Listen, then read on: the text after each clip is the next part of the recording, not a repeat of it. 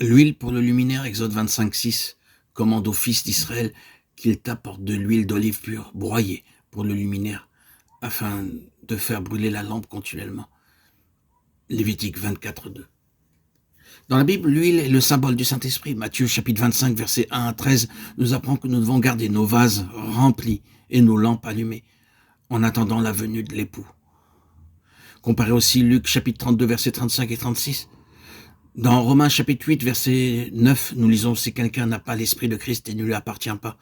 Dans Éphésiens chapitre 5, verset 18, il nous est ordonné d'être remplis de l'esprit. Une fois sauvés et rachetés par la grâce de Dieu, nous entrons dans une nouvelle famille, la famille de Dieu.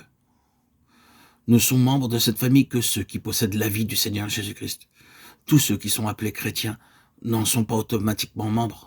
Vous pouvez être né chrétien, avoir été baptisé, travailler même comme pasteur, prédicateur ou évêque.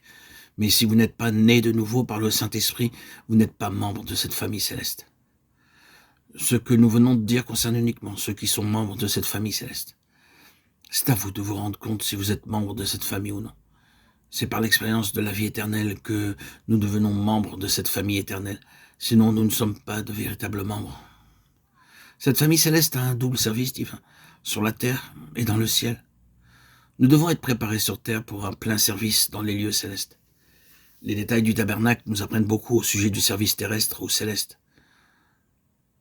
Dans le lieu saint, la partie extérieure, il y avait 3 objets. Au sud, le chandelier d'or à 7 branches, au nord, la table des pains de proposition et au centre, l'autel d'or pour l'encens. L'encens devait brûler sur l'autel jour et nuit. La lampe devait rester allumée jour et nuit. Les pains de proposition devaient être gardés là, continuellement, et renouvelés chaque sabbat. Ces 3 objets composaient le mobilier du lieu saint.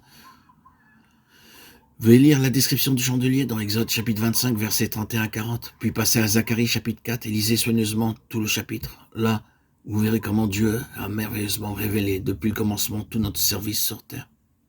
Ceux qui ont des yeux pour voir et des oreilles pour entendre peuvent comprendre. Dans ce chapitre, Zacharie vit dans une vision un chandelier d'or alimenté continuellement avec l'huile de 2 oliviers, Zacharie 4, 2, 3 et 12. Alors, l'ange de Dieu lui dit, ces 7 branches du chandelier parlent de la puissance par laquelle j'ai sauvé le monde. Mon travail ne peut pas être accompli par l'intelligence ou la force humaine, mais seulement par mon esprit, Zacharie 4, 6. Ainsi, par les 7 lampes brûlant jour et nuit dans le sanctuaire, Dieu disait à son peuple, mon œuvre ne peut pas être accomplie par la force et la puissance, mais d'une seule manière, par mon esprit. Dieu parlait clairement et merveilleusement. Cependant, nous pensons bien souvent que le travail de Dieu peut être fait avec la force humaine, la richesse ou l'intelligence. Pourquoi voyons-nous de nos jours une telle stérilité spirituelle parmi le peuple chrétien? Il y a partout de la stérilité spirituelle, même si nous pensons être forts. La population totale du monde est de 3,4 milliards d'habitants, un quart est chrétien de nom. Nous pouvons dire que les chrétiens sont une majorité dans le monde, mais combien dans ce nombre sont nés de nouveau? 1 sur 100 seulement. Numériquement, nous pouvons être forts, mais spirituellement, nous sommes faibles et stériles. En apparence, nous sommes très riches, très grands, mais nous n'avons rien dans les poches. Il y a aujourd'hui des constructions magnifiques, des écoles, des collèges, mais on voit peu de vie spirituelle parmi les pères, les prédicateurs, les évêques, les missionnaires et autres. Nous sommes spirituellement rétrogrades, n'ayant aucune vie réelle en nous. Pourquoi une telle situation? Pour l'œuvre de Dieu, nos conducteurs comptent sur leur argent et leur sagesse. Dieu déclare non pas par la force, ni par la puissance, mais par mon esprit. Et encore, souvenez-vous, je vous ai destiné des chandeliers d'or pur pour que ma lumière brille sur tous les peuples afin que les hommes puissent connaître ma grandeur et ma gloire. Nous sommes devenus très polissés, très cultivés à la mode, mais nous avons perdu tout concernant l'esprit. S'il y a un diplômé dans votre village, dans votre ville, dans votre cité, il peut argumenter pendant des heures entières, bien qu'il ne soit pas capable de prier quelques mots lorsqu'il lui est demandé de le faire. Il dit être diplômé, mais connaît-il sa Bible ou la vérité à propos de Dieu et du Seigneur Jésus-Christ? Combien de soi-disant chrétiens tombent quotidiennement dans le péché sans victoire, sur la tentation remplie de convoitises, parce que ceux qui les ont enseignés pensaient pouvoir faire l'œuvre de Dieu avec la sagesse humaine. Voilà le message de Dieu à de telles personnes. Vous êtes chrétiens seulement de nom, mais vous n'avez pas la vie. C'est le message du chandelier d'or. Sur l'autre côté du chandelier, Zacharie vit un olivier et il interrogea l'ange. Qui sont ces rameaux d'olivier? Ce sont les deux oins de Dieu, répondit l'ange. Et Zacharie demande de nouveau qui sont-ils?